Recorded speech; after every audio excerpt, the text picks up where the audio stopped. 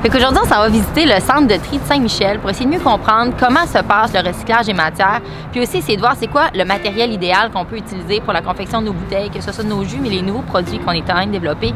On s'est souvent posé la question chez Hello, pourquoi vous utilisez une bouteille en plastique? Puis c'est quelque chose qui nous concerne beaucoup aussi. On se pose beaucoup de questions sur quel est l'emballage le plus éco-responsable à utiliser. Une des choses qu'on a constaté, c'est que le plastique PET, qui est le plastique numéro 1, c'est celui qu'on utilise pour faire nos bouteilles. C'est un plastique qui a une très haute valeur sur le marché, ce qui fait qu'il y a beaucoup de gens qui le recyclent ici localement pour le transformer en plein d'autres objets.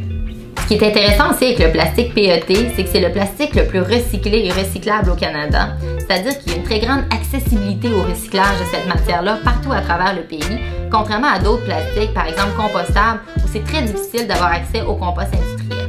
Ce qu'on a aussi réalisé lors de notre visite, c'est que le recyclage du verre est encore très difficile au Québec. Une des raisons, c'est qu'on mélange encore les couleurs de verre ensemble, ce qui fait qu'il n'y a pas nécessairement une très grande valeur à être réutilisé dans des bouteilles. Donc, on va par exemple le réutiliser en partie des fois pour le transformer en béton, mais il ne sera pas nécessairement retransformé dans une nouvelle bouteille. Ce qui est important aussi pour nous quand on choisit le type d'emballage, c'est pas juste de regarder la fin de vie du produit, mais vraiment l'analyse de cycle de vie complète, donc de sa production jusqu'à sa fin de vie, à quel point le processus pour le transformer et à quel endroit on le transforme peut se faire de façon éco-responsable.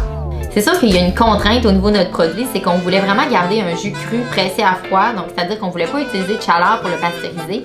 Et donc la technique qu'on utilise pour le conserver 2 mois au réfrigérateur, c'est une technique de pression d'eau sur la bouteille.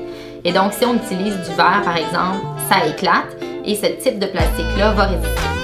La plupart des matériaux d'emballage qu'on trouve sur le marché proviennent de l'étranger, dont la Chine. Et pour nous, c'est super important de trouver un fournisseur ici au Québec. Donc, c'est ce qu'on a fait avec les bouteilles de PET.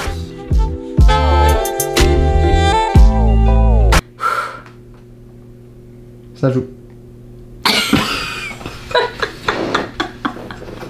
Ça joue!